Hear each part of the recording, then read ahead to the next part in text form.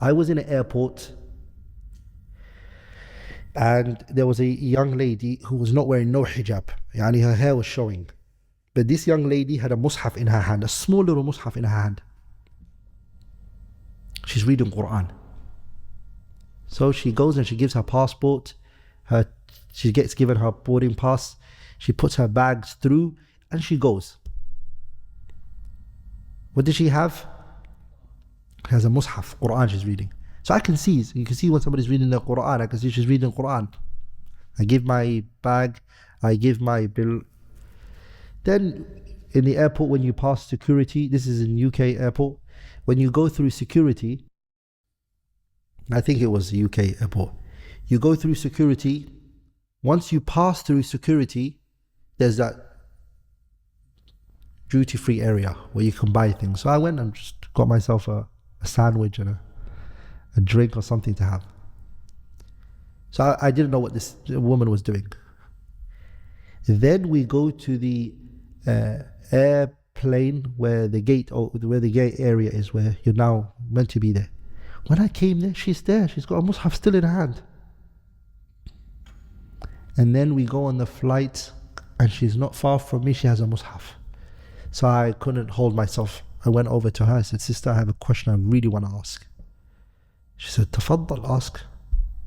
I said, sister, from the moment we entered the airport, I saw you holding a mushaf.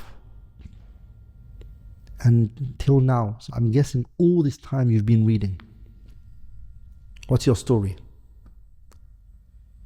The sister's not wearing hijab, her hair is showing. She said to me, every 3 days I finish the Quran. Every 3 days I finish the Quran. That time that she's saying this to me, I've never finished the Quran every 3 days in my life.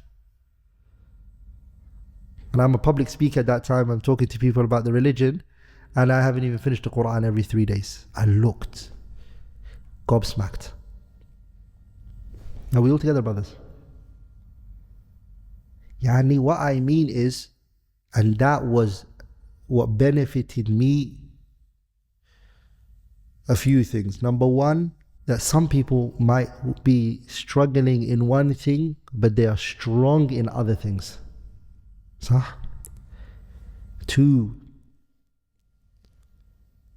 قوله تعالى كذلك كنتم من قبل فمن الله عليكم فتبينوا. Once upon a time you used to be like that and Allah favored you subhanahu wa ta'ala. Once upon a time you wasn't practicing and you weren't holding on to your religion. Allah brought guidance to you. You took the deen serious. You started to act upon the deen.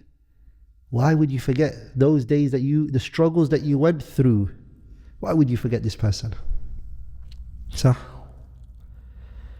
So the time that we're living, brothers, belittling people and looking down at someone who's Muslim, who's struggling, goes against everything Islam teaches us.